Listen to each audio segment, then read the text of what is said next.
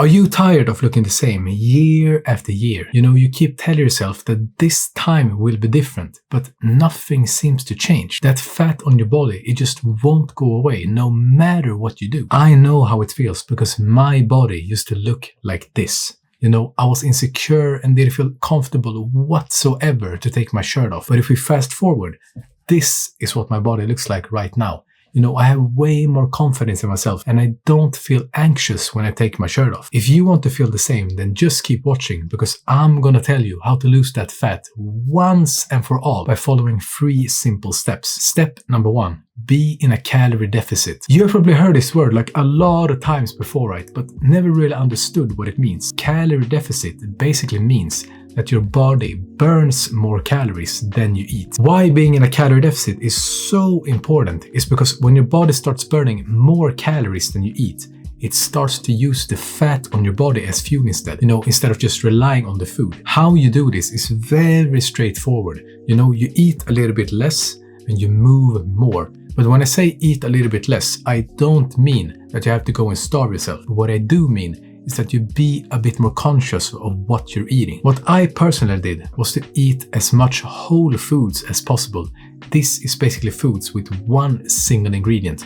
Not all this processed trash that is very calorie dense. And when you eat it, you're not even full afterwards. So you keep eating more and more and more. Foods like rice, chicken, potatoes, fish, meat, and so on. There are like so many different ways that you can prepare this so it doesn't have to taste bland. What I recommend you to do is just look up some recipes on YouTube and just try them out for yourself to see which ones you like. If you feel that you have cravings, for example, what I personally do is just drink more water.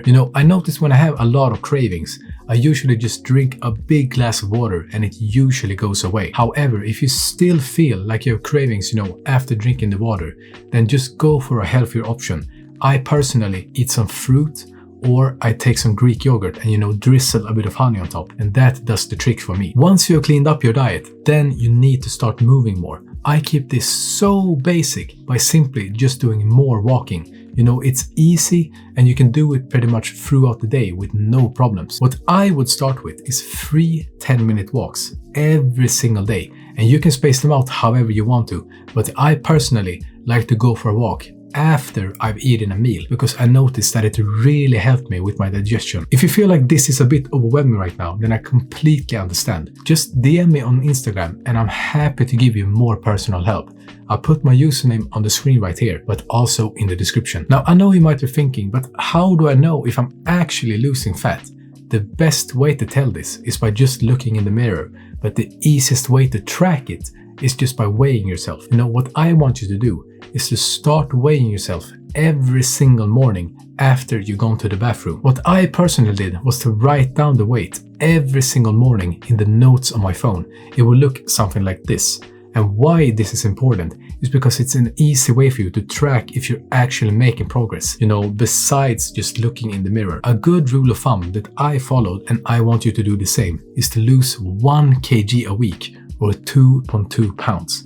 This way you're not losing fat way too fast and you're going at a much steadier pace. So basically, you weigh yourself every single morning after you've gone to the bathroom, and then you write the weight down in the notepad on your phone. After that, you start cleaning up your diet, by not eating all this processed junk, and you stick to whole foods as much as possible, like rice, potatoes, chicken, fish, meat, and so on. Try different recipes out and you can find like tons of them on different YouTube videos. Once the diet is cleaned up, then you start moving more. And I recommend you to do 3 10-minute walks every single day. And you do the same amount over and over and over until you notice that you don't lose weight at the same rate anymore. Once your weight starts to stay the same, because eventually your body gets used to the amount of exercise you do, that's when you increase the time. Instead of going for 10-minute walks every day, you increase it to 15-minute walks every day. And you do that same thing over and over until you stop losing weight again. And that's when you change things up. I think you figured out how this thing works, right? You only increase the time when your weight starts to plateau. Step number 2, working out. Losing fat is great, but we want to build some muscle at the same time, right? This is where working out comes in.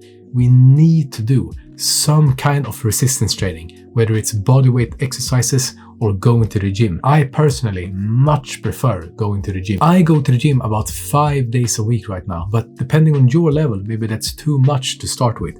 So what I recommend most people to begin with is 3 days a week. Monday, Wednesday, and Friday. The workout program that I will recommend you to start with, and I've seen great results with, is push-pull legs. Push is chest, shoulders, and triceps.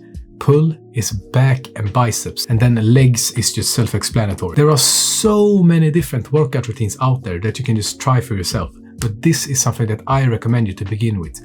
Just search up push-pull legs 3 days, and then you just try it out for yourself and see if you like it. The most important thing here is not what kind of routine that you follow, but more so that you just do some kind of resistance training. If you don't want to go to the gym whatsoever, then you can just do bodyweight exercises at home as well, and that is completely fine. Something I need you to keep in mind, no matter if you do bodyweight exercises or going to the gym, you have to prioritize doing good form over anything else. Using good form is not only going to help you build more muscle, but it's going to prevent you from injuring yourself.